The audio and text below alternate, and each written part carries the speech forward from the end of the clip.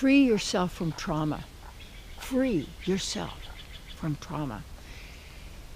And the key is to stop terrorizing yourself.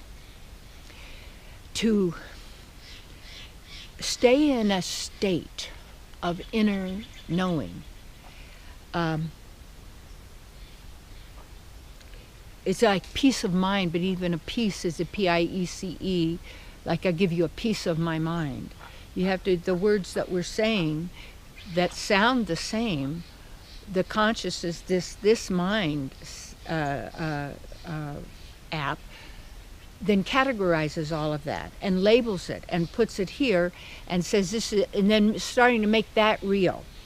And it means like how we got into the trouble in any way we've gotten ourselves into is that we have shifted our focus from our inner divine being and also telling, well, there is no supreme being. You're giving your power away. No, I'm not giving my power to anybody out there.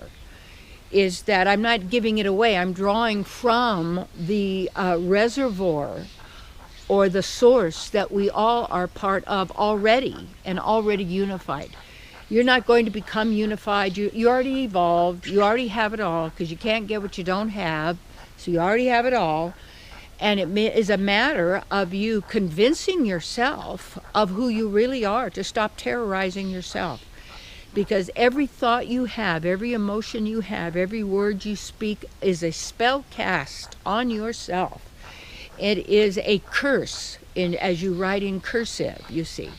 It is, and so you see this reality, when you begin to understand this reality, and how I started really looking at this when I was around 17, to go, hey, you know, I'm in high school, I'm getting ready to go out in the world, I already feel all these insecurities. You know, I had a good life and all that, but you know, still it's the mind. You're not good enough, you're not pretty enough, you're too fat, you're too thin, you know, they like you better, you know, somebody else. It's the mind. And you say, well, how you're talking to me, we all have the same mind. It's identical. And there's different languages, but it's still the same, that evokes the same images, evokes the same emotions. It causes people to take certain actions, to do certain things, to say certain things. And if you start to look at the trauma is caused from our terrorizing ourselves through what we believe is true, what we've been taught is true. What we've been taught is how you're supposed to act, how you're supposed to be, what you're supposed to do.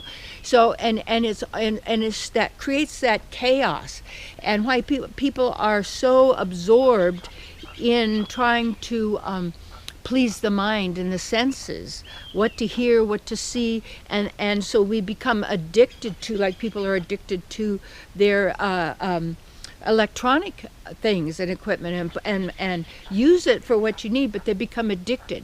And that is how the mind is. It's very addictive. It's a habituating kind of a machine.